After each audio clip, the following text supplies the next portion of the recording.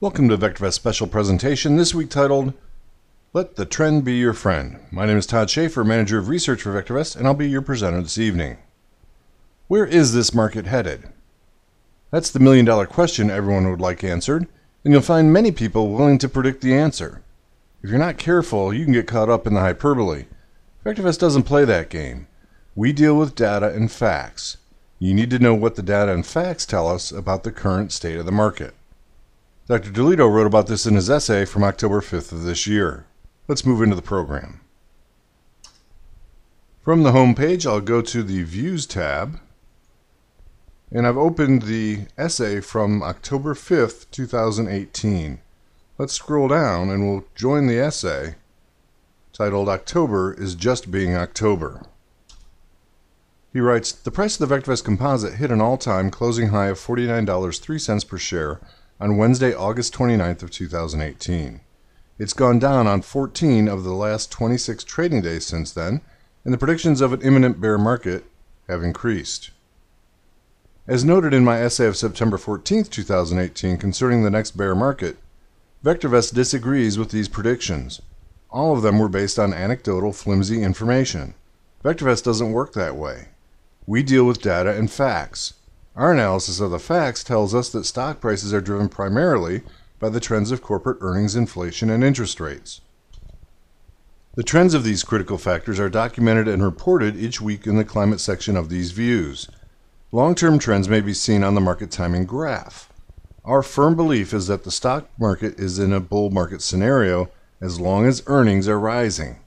This doesn't mean that a consolidation or drawdown of stock prices, such as the one the market is currently in, can't happen.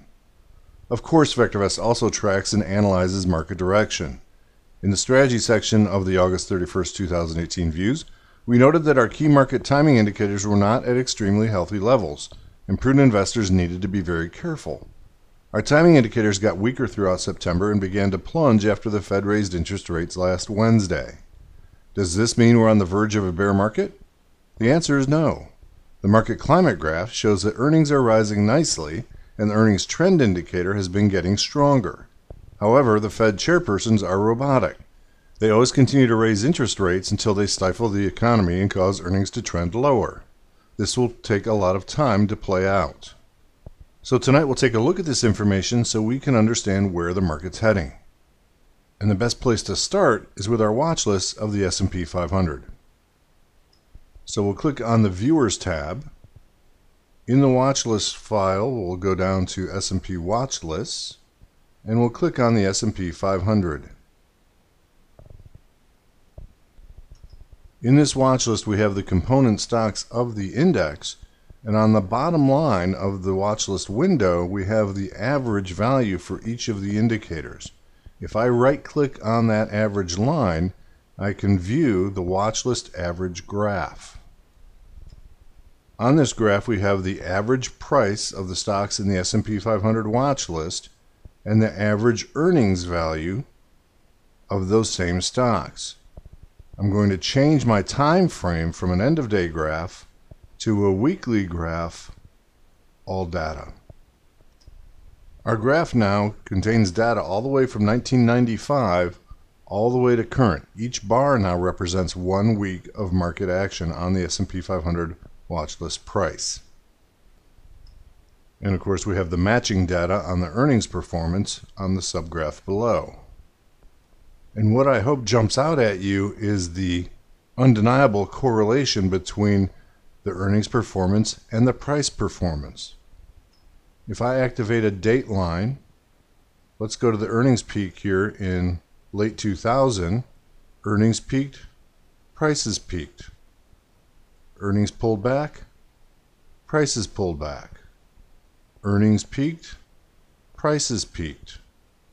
Earnings pulled back, prices pulled back. And of course, since the financial collapse, both earnings and prices have continued to rise. I would also have you note, though, that the long-term progression ebbs and flows. Prices do retreat. The average earnings do retreat. So we analyze the trends of both prices and earnings.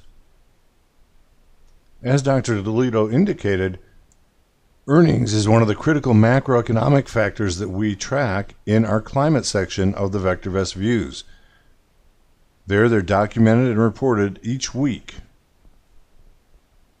The trends of each of those indicators can be seen on the market climate graph. To bring up the market climate graph, simply come to the graph type and change it from watch list to market climate.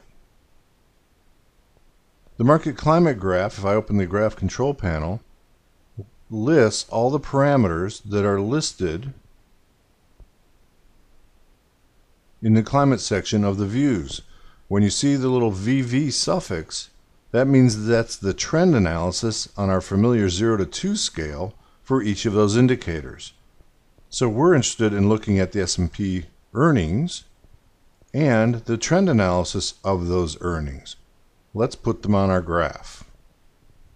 On our top graph, we have the 50-day moving average of the earnings data taken from our S&P 500 watch list. And on our subgraph, the trend analysis of those price movements on our 0 to 2 scale. Let's zoom out to a 10-year time frame. So our data starting here just shortly before 2009. And we see that as earnings started rising, our trend indicator started initially showing a weakening of the downtrend, eventually crossing above 1, indicating the uptrend of earnings and re-entry into our bull market. You may have heard a lot of conversation in the popular media lately about peak earnings, but it's not a binary choice.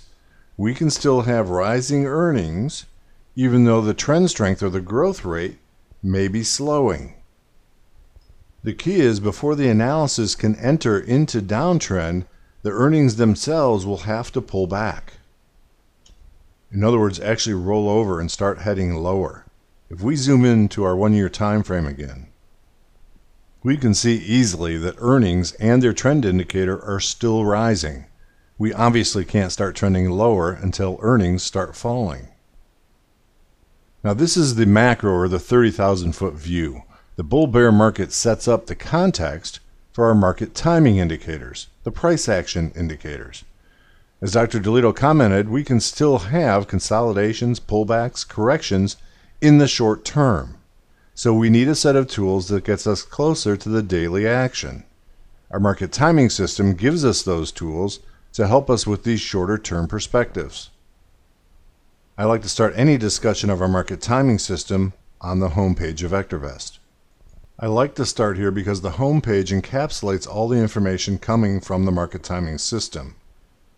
If you are new to our system and you still have the home page set up in its default layout, every night we record a daily color guard report walking you through the current status of the market timing system, the VectorVest views, and our guidance on what the market timing system is indicating in the current market condition. If you don't have that strategy gadget on your home page anymore, you can still get to the video by clicking on the Timing tab and going down to the Color Guard Report video link. The other thing I like about the home page is that the Color Guard gadget right in the center of the home page is a very quick and intuitive indicator of about what's going on currently in the market. Without knowing anything about our market timing system, you can see the color guard transitioning from red and yellow lights into yellow and green lights. Some moderating of what had been a downtrended market now starting to pick up some steam to the upside. Now remember, we deal with data and facts. Our analysis of the facts tell us what stock prices are doing within the context of the bull or bear markets. We offer a series of timing signals that indicate what prices are doing over differing time frames. All of them are mechanically derived on a rules-driven basis. No intuition or bias possible. A discussion of the entire timing system is too broad for this presentation. For a deep dive into the market timing system, I'll provide a resource for you at the end of the presentation. But the color guard, as I said, says it all intuitively. Let's review how the timing signals have helped us analyze the performance of the market. Let me first set you up for success by identifying the market timing signals themselves. They are the primary wave, the green light buyer, the green light buyer RT kicker and its sister, the RT kicker combo, the DEW, and confirmed calls. It's helpful to think of them as being on a range from fast to slow, or more or less sensitive to reversals in price direction.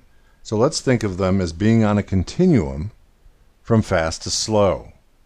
As the market trend changes direction, the first timing signal to trigger will be the primary wave. It's the most sensitive and will first indicate the change of price direction. As the trend strengthens, each progressively slower signal fires off in succession. So let's make the linkage. Fast signals are more responsive and pick up changes in direction quickly. This lets us take advantage of early gains, but because they are more sensitive, they can change more frequently and can generate more quick reversals, or whipsaws.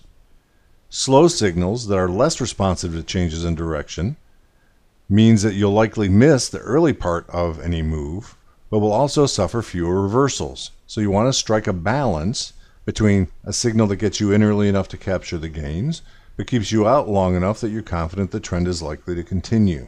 And that will vary with your temperament as an investor. And so the market timing signal that you choose to adopt as your trading signal is dependent on your trading approach. Generally, aggressive traders use a fast signal. Conservative investors use a slow signal. Aggressive traders trade fast-moving stocks for short periods. Conservative investors trade slower-moving stocks for longer periods. So let's do a little case study and analyze how these signals worked in our most recent market correction. I'm going to go back to a market timing graph. Here's our market timing graph set up for just a 6-month window so we can see some more clarity here. We're looking at daily data points, so daily candlesticks of the VectorVest composite price, and also a graph for each of the sub-indicators in our market timing system, the MTI, the buy-sell ratio, and the RT. Dr. Dolito set up our case study in his essay, where he reminded us that in the views from August 31st, we advised the need to be careful as price had hit a new high, but the MTI, the buy-sell ratio, and the RT had not hit higher highs, and were therefore showing relative weakness. We continued to weaken into the Fed decision of October 3rd. So what were the market timing signals telling us? Well, our most sensitive, our fastest timing signal will be the primary wave. And I'm going to take off our sub-indicators so we can see price a little more clearly.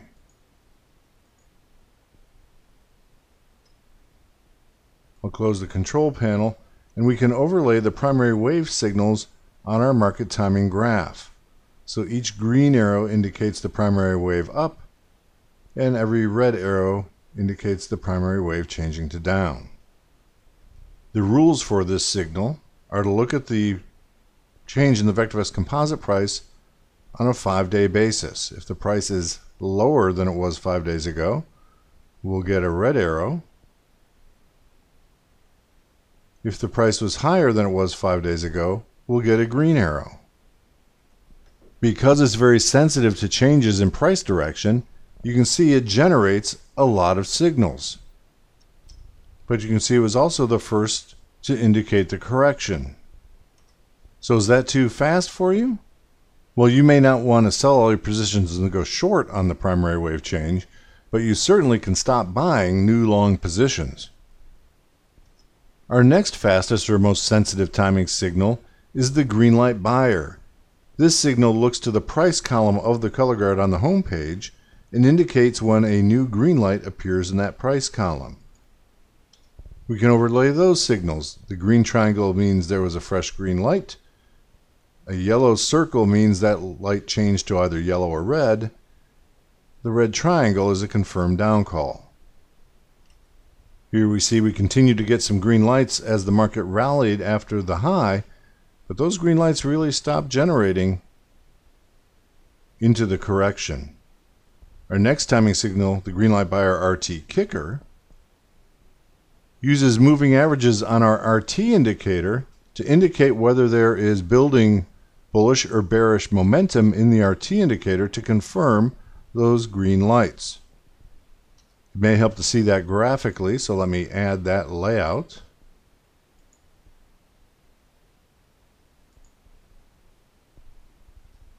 And we can see because we had the bearish orientation of the moving averages of RT, we didn't confirm those late occurring green lights, a little less sensitive than the green light buyer. In fact, we can use that same instrument to confirm any red lights we get in the price column of the color guard. And for that, we generate the green light buyer RT kicker combo signal. With this timing system, every green triangle is a confirmed green light. In the price column, every yellow signal is an unconfirmed red or green light. Every red triangle is a confirmed red light in the price column of the color guard. And now we can see this signal picked up that downtrend just shortly after our primary wave. And it continued to generate signals as that price trend strengthened to the downside. Let's change our layout to remove the moving averages.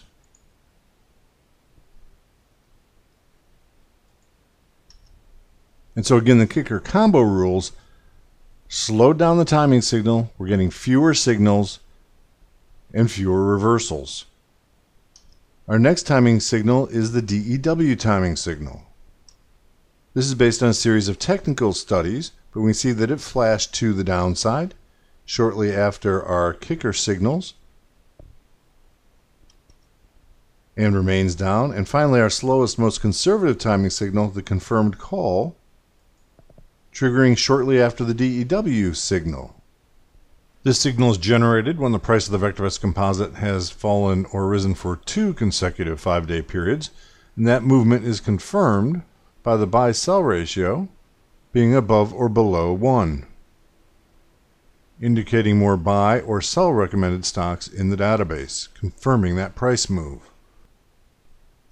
And again, fewer signals, less sensitive to the noise of these price swings. And remember, during this whole period, including now, the market climate is still bullish. What we've experienced is a market correction in a bull market. Remember, earnings are still trending higher. The market timing system alerted us to the change in market direction well in advance of the ultimate low. As long as we follow market timing signals and go with the flow, we can stay on the right side of the trend. This means buying rising stocks in rising markets and stop buying when the market stops rising. Move to cash or make bearish trades when the market is falling. Stop shorting when the market stops falling. So how do we know when the market has stopped falling?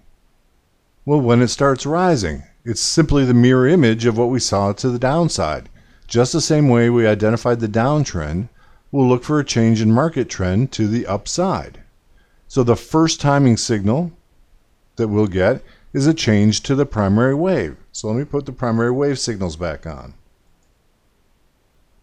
So we see the market was pulling back, and the market gave us a little head fake to the upside, enough to trigger a change in the primary wave. We had written in the views that aggressive traders could go bottom fishing here. Admittedly, that's a pretty aggressive entry. When you trade more aggressively, you have to adjust your approach both in what you buy and how you manage the trades. Steve Chappell did an excellent presentation on how to go bottom fishing. Again, I'll give you the date of that presentation in my resource slide. But note, in that presentation, he suggested using a profit locker setting of a 21% profit, 7% loss, instead of our much more relaxed default settings of 50 and 15. This gives the trades less wiggle room, as Dr. DeLito described it, to capture gains more quickly. Many of our Jockey Club traders captured profits on their aggressive trades during the head fake, even though the market reversed quickly. So for more on that, watch Steve Chappell's presentation. So maybe you're not that aggressive, and you'd prefer a more prudent approach. So you might wait for the next fastest signal, the green light buyer. Well, you might have noticed on the home page that we got a green light in the price column of the color guard today. Is that enough evidence for you? Maybe you want a little more evidence that the green light by our RT kicker would provide, getting that building momentum confirmation. Perhaps you'd like to wait for even more evidence by using one of our slower signals. You may miss some gains, but you have less chance of whipsaws. That's fine. Play to your strength. The point is, the VectorVest system identifies the trends factually from macro to micro. This is a bull market correction. Our only task is to go with the flow and let the trend be our friend. As promised, I compiled a list of resources so you can go back into the VectorVest University to watch these prior presentations. To do that, of course, you can just go to vectorvest.com/VVUniversity or click the link in the program, or just give our product support team a call or an email. Don't forget you can also consult the VectorVest views on a daily basis or our daily color guard reports for more insights on the market timing system. Thanks for watching.